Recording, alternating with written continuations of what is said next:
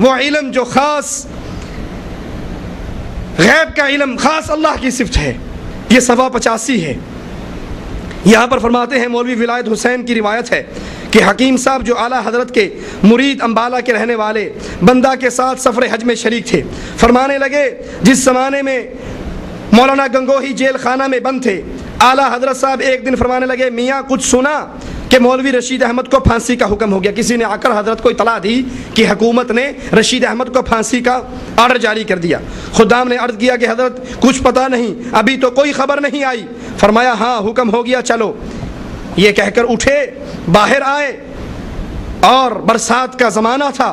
مغرب کے بعد اعلیٰ حضرت اور میں اور غالباً مولوی مظفر حسین کاندولوی 3 آدمی چلے۔ شہر سے تھوڑی دور نکل کے اعلیٰ حضرت گھاس کے قدرتی سبز مخملی فرش پہ بیٹھ کے کچھ دیر سکوت فرما کر گردن اوپر اٹھائی اور فرمایا پھر چلو، مولوی رشید احمد کو کوئی شخص پھانسی نہیں دے سکتا۔ یہ غیب کی خبر کس نے بتا دی؟ یہ اطلاع کس نے دی؟ آئیے ذرا قرآن حکیم سے پوچھتے ہیں۔ قرآن حکیم تو بیان کرتا ہے انی اعلم غیب السماوات والارض واعلم ما تبدون وما کنتم تکتمون۔ وہ ایک اللہ ہے جو زمین و آسمان کے ہر غیب کو جانتا ہے، اور وہ جانتا ہے جو کچھ تم چھپاتے ہو، وہ جانتا ہے جو کچھ تم ظاہر کرتے ہو۔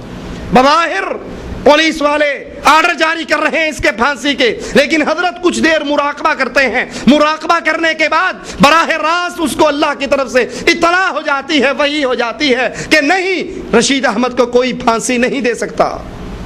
سوچئے رسول اللہ صلی اللہ علیہ وسلم کے پاس آ کر کچھ لوگ سوال کرتے ہیں۔ سورۃ کہف کے اندر یہ قصہ موجود ہے۔ اللہ کے نبی فرماتے ہیں کل جواب دوں گا، اور اللہ کے نبی کس کے بھروسے پر کہہ رہے ہیں کل جواب دوں گا؟ اللہ کے، کہ آسمان سے وحی آ جاتی ہے اور اللہ کے نبی بیان کر دیتے ہیں، کہا کل جواب دوں گا۔ کل پہ کل گزر گئی، دن پہ دن گزر گئے۔ یہودی مذاق کر رہے ہیں، یہ نبی بنے پھرتے ہیں، یہ کہتے تھے ہم کل جواب دیں گے، ابھی تک جواب نہیں آیا۔ اور جب اللہ کی طرف سے وحی آئی، پہلے ڈانٹا گیا، پہلے سمجھایا گیا، پہلے پوچھا گیا ہے نبی تو نے کیوں کہا میں کل جواب دوں گا، یہ کیوں نہیں کہا انشاءاللہ؟ وَلَا تَقُولَنَّ لِشَيْءٍ إِنِّي فَاعِلٌ ذَلِكَ غَدًا إِلَّا أَن يَشَاءَ اللَّهُ۔ ایک اللہ چاہتا ہے تو انسان کچھ کر سکتا ہے۔ اللہ کی طرف سے وحی آتی ہے تو انسان کو اطلاع ہوتی ہے۔ اللہ کی طرف سے وحی نہ آئے تو کسی انسان کو غیب کی خبروں کی اطلاع نہیں ہوا کرتی۔ اور یہاں کہتے ہیں نہیں، تھوڑی دیر مراقبہ کیا، تھوڑی دیر مراقبہ کرنے کے فوراً بعد کہنے لگے کہ رشید احمد کو کوئی پھانسی نہیں دے سکتا۔ یہ اطلاع کہاں سے آئی؟ یہ غیب کی خبر کس نے بتائی؟ ادھر تو عائشہ رضی اللہ تعالی عنہا ہے، تہمت لگی ہوئی، دن پہ دن گزر رہے۔ اللہ کے نبی اصحاب کرام سے پوچھتے ہیں، حضرت عائشہ کو ابو بکر کے گھر میں روانہ کر دیتے ہیں، خود جا کر بیٹھتے ہیں، عائشہ سے کہتے ہیں غلطی ہو گئی تو اللہ سے معافی مانگ لے۔ عائشہ اللہ سے اپنی لو لگاتی ہے، اپنی درخواست اللہ کے دربار میں پیش کرتی ہے، فوراً سورۃ نور کی آیات اتر آتی ہے۔ اگر یہ غیب کی خبر اس مولوی صاحب کو مل سکتی ہے، یہ غیب کی خبر رسول اللہ کے پاس کیوں نہ تھی؟ اللہ کے نبی نے کیوں پوچھا علی سے؟ اللہ کے نبی کیوں پوچھ رہے ہیں ابو بکر سے، حضرت عمر سے؟ کیوں صحابہ سے سوال کر رہے ہیں؟ نبی کیوں پریشان ہو رہے ہیں؟ آپ تو عالم الغیب تھے، اگر یہ مولوی عالم الغیب ہے تو اللہ کے نبی کو یہ شان پہلے حاصل ہونا چاہیے۔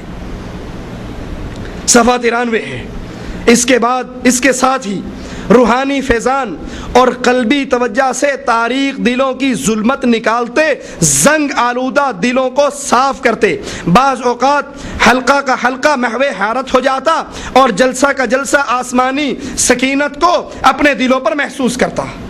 اب آئیے توجہ قلب کی کر کے کسی کے دلوں کو صاف کرنا اللہ کے کس قرآن سے ثابت ہے؟ رسول اللہ صلی اللہ علیہ وسلم کی کس حدیث سے ثابت ہے؟ اور کسی کو کیا پتا کہ اس کے دل میں کیا ہے؟ دل کی سیاہیوں کو کون جانتا ہے؟ دل کے رازوں کو کون جانتا ہے؟ اب حضرت کے پاس مرید آتے ہیں جو اپنے دلوں کو سیاہ کیے ہوئے، جن کے دل گناہوں سے سیاہ ہیں، اور یہ حضرت ان کے دل کی سیاہی کو جان لیتے ہیں اور فیضان دل کی توجہ کرتے ہیں، اور توجہ کرتے ہوئے اس کو پاک اور صاف کر دیتے ہیں۔ رسول اللہ صلی اللہ علیہ وسلم کے پاس ایک شرابی مسلمان کو لایا جاتا ہے، اس کو درے مارے جاتے ہیں، کچھ عرصے بعد پھر شراب پیتا ہے، پھر درے پڑتے ہیں، تیسری بار پھر شراب پیتا ہے، پھر درے پڑتے ہیں، اور جو ہی مجلس سے نکلتا ہے ایک مسلمان کہتے ہیں لعنہ اللہ، اللہ اس پر لعنت کرے. بار بار یہ جرم کر رہا ہے، بار بار اس کو نبی درے مار رہے. پہلی مرتبہ پی، درے پڑ گئے، کوئی بات نہیں، بات ختم ہوئی. پھر پی، پھر درے پڑ گئے. تیسری بار پھر پی، پھر درے پڑ گئے. جو ہی اس نے لعنت کے الفاظ اپنی زبان سے نکالے، اللہ کے نبی نے فوراً کہا لا تلعنہ، اس پر لعنت نہ کرو، اس کو لعنتی نہ کہو، تم نہیں جانتے یہ اللہ سے محبت کرتا ہے، یہ رسول اللہ سے محبت کرتا ہے. وہ شراب پیتا ہے، اللہ کے نبی شریعت کے مطابق درے مارتے ہیں. اگر دل کی توجہ سے کسی کے دل سے گناہوں کو دور کیا جا سکتا ہے تو محمد رسول اللہ اپنے صحابہ پر، اپنے اس صحابی پر خاص طور پہ جو 3 مرتبہ شراب پینے کے گناہ کا ارتکاب کرتا ہے، اپنے دل کی توجہ سے اس کے دل کو صاف کیوں نہیں کر لیا؟ اگر یہ علم اللہ کی شریعت کا ہے، اگر یہ طریقہ کہ دل کی توجہ اتنی پاورفل ہوتی ہے، ایک نظر ڈالتی ہے، سامنے والے کے حالات بدل جاتے ہیں، اگر یہ اتنی توجہ والی بات ہے تو یہ سب سے پہلے علم رسول اللہ کو ہونا چاہیے. اللہ کے نبی 1 مرتبہ حد قائم کرتے ہیں، 2 مرتبہ حد قائم کرتے ہیں، 3 مرتبہ حد قائم کرتے ہیں. اس حضرت کی طرح اپنے سامنے بیٹھ کر اس کو بٹھا کر دل کی توجہ ڈال کر دل کا القاء کر کے اس کے دل کو پاک کیوں نہیں کر لیتے؟ اور رسول اللہ صلی اللہ علیہ وسلم طائف کے میدان میں جاتے، جب مکے والوں سے نا امید ہو جاتے ہیں، طائف والوں کو جا کر دعوت توحید دیتے ہیں. طائف والے نبی کی زبان سے توحید کے جملے سن کر پتھر برساتے ہیں، بدمعاش نوجوانوں کو پیچھے لگا دیتے ہیں.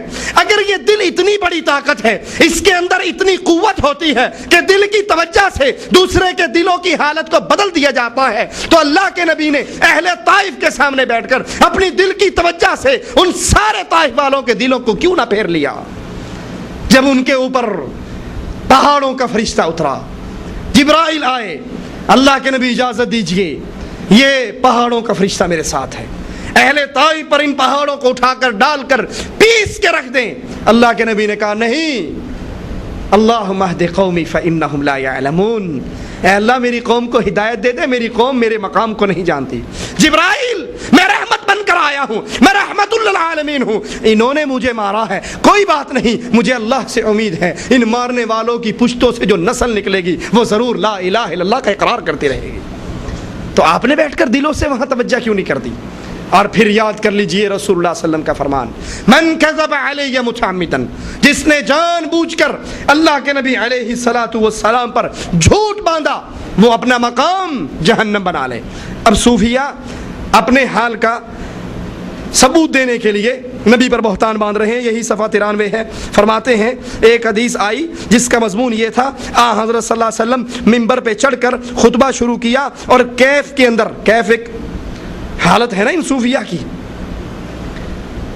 کیف کے اندر آ کر ادھر ادھر جھومتے رہے، جس سے یہاں تک اندیشہ ہوا خدا نخواستہ آپ منبر سے گر نہ جائیں. نبی تقریر کرتے ہوئے اتنے جھومے، کبھی ادھر جھومے کبھی ادھر جھومے کہ ڈر لگا کہیں نبی صلی اللہ علیہ وسلم گر نہ جائیں. اس پر مولوی روشن خان صاحب بولے کہ حضرت یہاں سے تو حال ثابت ہو گیا اور وجد کا پتہ لگ گیا. تو رشید احمد گنگوہی یہ سن کر مسکرائے اور کہا جی ہاں بالکل، یہ حال جو صوفیوں کو پڑتا ہے، یہ وجد جو صوفیوں کو پڑتا ہے، جس